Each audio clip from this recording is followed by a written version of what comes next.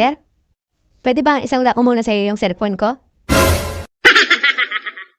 Inday, kakabali mo lang kahapon. Magsasanla ka na agad ngayon? Kailangan ko kasi, sir. Ipapadala ko lang sa probinsya. Ganun ba? Magkano mo naman isasanla? Kahit 10,000 lang, sir. Ang mahal naman. Tsaka hindi ko kailangan ng cellphone. May cellphone na ako eh. Sir, pag hindi niyo sasanlaan, kay ma'am ko na lang isasanla. Ikaw bahala. May pera naman siguro si ma'am mo. Dun mo na lang isanla. Kaso, sir, andun yung video natin sa motel. Ano ka ba naman, Inday? Di ba sabi ko sa'yo, pag kailangan mo ng pera, magsabi ka lang.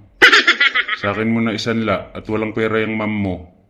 At saka, kailangan ko din talaga ng isa pang cellphone.